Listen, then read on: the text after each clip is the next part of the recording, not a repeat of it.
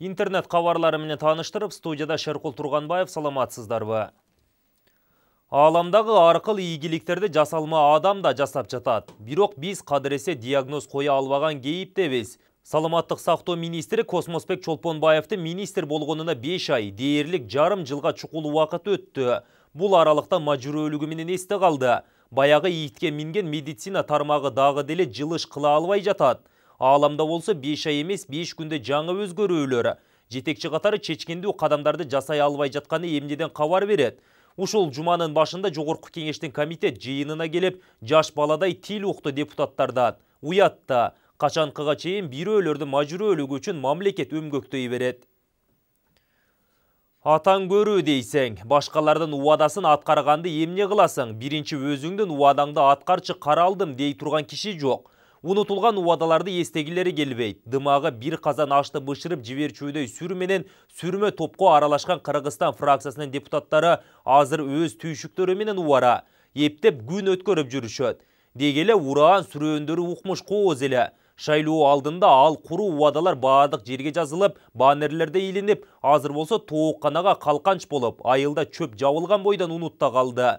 Ушул эле депутаттар 2020 жылы ар кимиси ар кайсы партия менен кайрадан эл алдына барса, таң калбайбыз деле. Бардык партиялардын өзөктүү программасы эле ушул. Ипотека менен үй беребиз, калкты жумуш менен камсыз кылабыз дешет.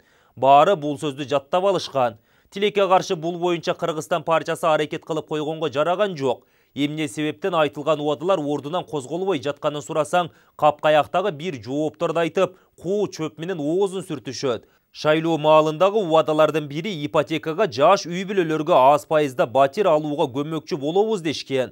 3 жылдан бери курулай убадалардын шаңы гана өчкөнү болбосо, Кыргызстан партиясынын жардамы менен ипотекага үй алган адамды кездештире элекпиз. Бакубат Кыргызстан, ыймандуу Кыргызстан, дени сак Кыргызстан, жигердүү Кыргызстан, билимдүү Кыргызстан деген сыяктуу 7 кадамыбыз бар. Биз Жогорку кеңешке келсек эле, ушул кадамдар менен өлкөнү болуп көрбөгөндөй өзгөртүп салабыз деп шаңыраңдашты эле. Тилекке каршы ал кадамдар азыр жетим калган тайлактай ара жолдо калды. Бир кадамын жасаганды кой, аракетте кыла алышкан жок. Бакубат, дени сак, кубаттуу, билимдүү Кыргызстандын жыргалын Кыргызстан партиясы менен мандат алган көпөстөр көрүп жатпаса, убайын байкуш карапайым эл тартып жаткан ачуу чындык. Бизде жегиштер жоопкерчилик дегенде түшүндө да көрүшпөйт. Бирок биз мыйзамдары бар толук кандуу мамлекетпиз. Анын алкагында ааламда эркин жана өз алдынча өлкө катары өмүр кечирип келебиз. Андыктан жоопкерчиликти ошол эркин өлкөнүн мыйзамы менен коргоп алуубуз кажет. Негедир андай жолго бара албай жатабыз. Айталык кылмыш иши козголоору менен оорулуу адамга айланып, жыйынтыгында куйругун түйүп, суу кече качып Америкага кирип кеткен Аскарбек Шадиев мыйзамды уруп ойнобогон неме экен. Качканына 3 ай болду. Өз каалоосу менен мандатын өткөрүп бере элек. Анын келип келбегенин тескөөчү жан жок окшойт. Мамлекеттик тиешелүү органдар Шадиевке окшогондорду кармап, жоопкерчиликке тарта албаган соң эмнеге элдин жонунан чогултулган жана келечек муундун мойнуна карыз болуп илинип аткан акчадан айлык алып отурушат? Жегиштерди кустура албаган соң анда бизге мыйзамдардын эмне кереги бар? Мыйзам чыгарган 120 депутатты чалчактатып багуунун кажети канчалык, эгер мыйзамдарды иштете албасак? Же Шадиевке окшогондор мандатын тапшырбай жатышында кайра жол таап келип каламбы деген ой барбы? Албетте Шадиевди бул жакта калып кеткен миллиондогон байлык менен ондогон ишканалар тынч уктатпайтты. Ал эми анын артынан сая кууп, кармап, камап коюуну аягына чыгарбай жаткандарды эмне деген себеп тынч уктатпай жатты экен?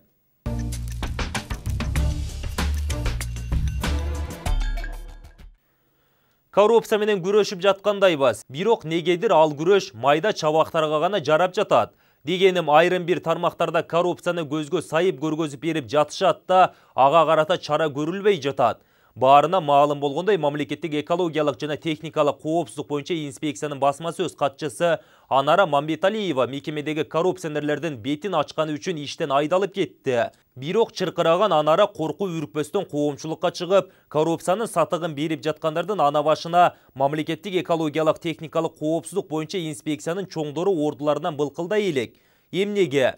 Же чоң жегендер аларды тескөөчү органдарга чоң жем таштап коюп атышабы? Егер бұл темп менен кете берсек, 1980 жылдардағы Колумбияның коррупция менен күрөшкөн системасын кайталаган болуп калбайбызбы? Дегеле аталган тармактагы ашмалтайы чыккан коррупцияга чара көрүлөбү?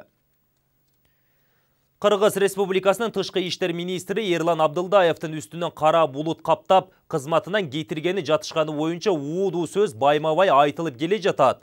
Ошол эле учурда Бишкек ТЭЦинин модернизациясын жасаган кытайлык Твея компаниясы анын бул долбоор боюнча жасаган сүрөмө кызматы үчүн Бишкекте көз тайгылткан хан сарай салып берген фактысы билинип калып, ошонун айынан кызматтан кетип жатканы боюнча күбүр-шыбыр кеп кетти.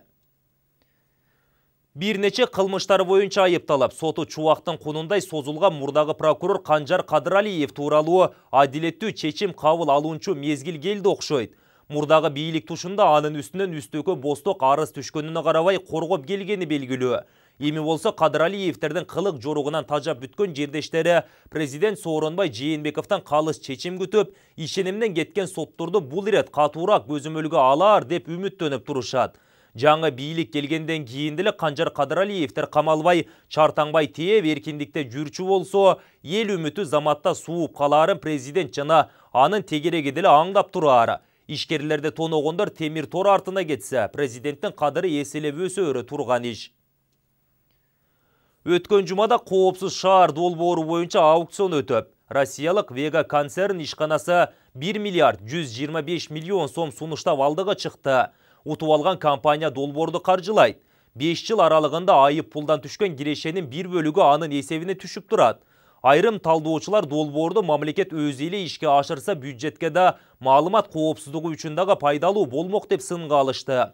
Кыргыз Телекомдун мурдагы башчысы Нурлан Мадеменов долбоорду мамлекет өз күчү менен ашырса болоорун. Мамлекет 10 миллион доллар бөлсө эле коопсуз шаар гана коопсуз мамлекет долбоорун ишке ашырууга Кыргыз Телекомдун күчү жетээрин айткан. Бирок эмнегедир Кыргыз өкмөтү жергиликтүү адистердин колунан келбейт дегенди айтып, долбоорду эки эсе кымбат баалап, чет элдик компанияга берип жатат. Ушул дагы мамлекеттин кызыкчылыгын ойлогон чечимби? Долбоорду Кыргыз Телеком ишке ашырса, мамлекеттик сыр коопсуздугу дагы чечилмек. Эми мунун баарын маалыматтык технологиялар жана байланыш комитетинин жетекчиси Бакыт Шаршембиев ашмалтайын чыгарып жатат. Шаршембиевке учурда 9 кылмыш иши козголгон экен. Бирок кылы кыйшайбай иштеп жатат. Кызыгы коопсуз шаар долбоору 5 жыл гана иштеп, анан кайра башка сынак жарыяланат экен. 5 жыл ичинде утуп алган компания камераларды орнотуп, анан 10 миллион 636 миң 276 жол эрежесин бузгандарды каттоого тийиш экен. Жылына 2 миллион 127 миң 255 жол эрежесин бузгандарды, айына 177 миң 271, күнүнө 5909 жол эрежесин бузгандарды таап каттап, айып төлөтүүгө тийиш. Шаршембиев көзү ашыктык кылып ушинтип эсептеп чыгыптыр. Кудайды карасаң боло деген киши жок. Бул Шаршембиев айтылуу Ванга болуп кеткен го. Ушул кылмышка шектүү Ванга менен анан кантип коопсуз шаар долбоору ишке ашсын. Ушул Кытай журтчулугу баскан жеринин баарын майкандап артынан чөп чыгарбай келишет. Кытайды дүңүнөн жаман дегенден алыспыз, бирок өлкөңө жоопкерчиликсиз мамиле жасаганда каңырыгың түтөйт да. Дегенибиз Жалал Абад облусунун Чаткал районуна караштуу Терексай айылында Кытайларга тиешелүү Чаткал 17 ЖЧКсы алтын кенин казуу иштери менен алек. Аталган ишкананын 7 жерде кен казуу үчүн лицензиясы бар. Алтынды казып алып чыгып кетип аткандан соң экологиялык коопсуздук иштеринде так аткарышпайбы? Терексай элинин арыз муңун уккан киши жок. Алтын кенин казууда бөлүнүп чыккан зыяндуу алкындылар айыл эли ичкен сууга барып куюлат. Мындан улам ошол арыктан суу ичкен бүтүндөй бир айыл эли ар түрдүү оорларга чалдыгып, сууну адам эмес, мал ичпей турган абалга жеткен. Илгери балык жашаган сууда азыр тирүү жандык жашабай калган. Бул суунун химиялык зыяндуу заттар менен бузулганынан кабар берет эмеспи? Аталган ишкана көрүп жаткан пайдасынан деле элди ойлоп, мыйзамга жараша иш алып барышса жарашмак. Экология тармагынын алкымы майлап койгон сыяктуу ал тараптан текшерүү иштери жүрбөй келет. Бул ишкананын иштери канчалык деңгээлде мыйзамдуу? Карапайым калктын эртеңин ойлогон бирөө барбы? Сиздер интернет сайттарына жарыяланган маалыматтарга күбө болдуңуздар. Студияда Шеркул Турганбаев болду. Кечиңиздер көңүлдүү улансын, саламатта туруңуздар.